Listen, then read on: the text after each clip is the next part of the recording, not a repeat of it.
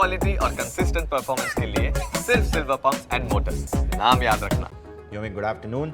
જણાવો કયા કયા સ્ટોક્સ પર આજે ખાસ રિપોર્ટ આવ્યા છે અને તેની સ્ટોક પર શું ઇમ્પેક્ટ જોવા મળી છે?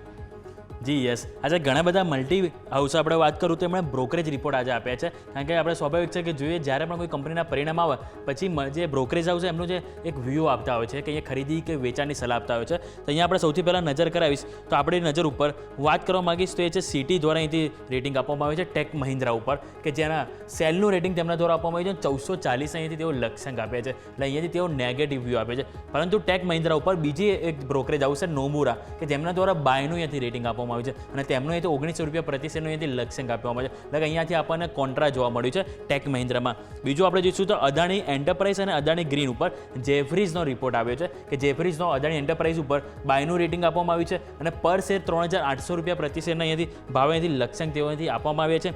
બીજું અદાણી ગ્રીન ઉપર તેઓ રૂપિયા 1300નો અહીંયાથી લક્ષ્યાંક આપ્યા છે અને અહીંયા પણ તેઓએ બાયનું રેટિંગ આપવામાં આવ્યું છે. એટલે જેફરીઝ બંને અદાણીની કંપની ઉપર અહીંયાથી તેઓ બુલિશ વ્યૂ આપ્યો છે. બીજું આપણે ઇન્ડિયન હોટેલ્સ, કે ઇન્ડિયન હોટેલ્સ આપણે પરિણામ જોઈએ તો ઓવરઓલ સારા જોવા મળે છે, કે જે બાદ જેફરીઝે અહીંયા પણ બાયનું રેટિંગ આપ્યું છે અને રૂપિયા 1000 પ્રતિ શેર અહીંયાથી તેઓ અહીંથી લક્ષ્યાંક આપ્યા છે. એટલે અહીંયા પણ જેફરીઝ બુલિશ વ્યૂ અહીંયાથી બતાવ્યો છે ઇન્ડિયન હોટેલ્સ ઉપર. બીજા આઈસીઆઈસીઆઈ લોમ્બાર્ડના પરિણામ આવ્યા હતા કે જેની ઉપર બ્રોકરેજ રિપોર્ટ આવ્યો છે જેફરીઝનો.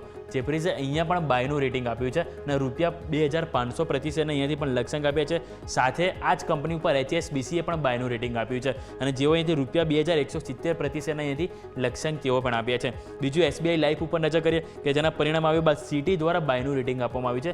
રૂપિયા 2100 પ્રતિ શેરના અહીંયાથી ભાવ તેઓ અહીંથી આપ્યા છે અને સાથે નોમુરાએ પણ બાયના રેટિંગ આપ્યા છે SBI લાઈફ ઉપર જ, કે જેમાં તેઓ અહીંયાથી રૂપિયા 1800 પ્રતિ શેરના અહીંયાથી તેઓએ લક્ષ્યાંક આપ્યા છે. અને બીજું લાસ્ટ હું વાત કરવા માંગીશ તો હેવેલ્સ ઉપર રિપોર્ટ આવ્યા છે કે જેમાં નોમુરા દ્વારા બાય રેટિંગ આપવામાં આવ્યું છે, જેમાં 1943 પ્રતિ શેર અહીંયાથી લક્ષ્યાંક આપવામાં આવે છે. એટલે ઓવરઓલ આપણે યસ જોયું કે જે રીતે માર્કેટમાં ઘટાડો આવી ગયા છે અને પરિણામની જેવું જે સિઝન આવી રહી છે એટલે બ્રોકરેજ હાઉસ અહીંયાથી બુલિશ થઈ રહ્યા છે અને તેઓ અહીંયાથી બાય ઓન ડીપની રણનીતિ સાથે તેઓ અહીંથી ખરીદીની સલાહ આપી રહ્યા છે. અને ઓવરઓલ આપણે જોયું તો છેલ્લા 6-7 ચર્ચા કરી કે જેમાંથી 80% બ્રોકરેજ હાઉસ અહીંયાથી બાયને જ રેટિંગ આપવામાં આવ્યા છે. યસ. ઓકે,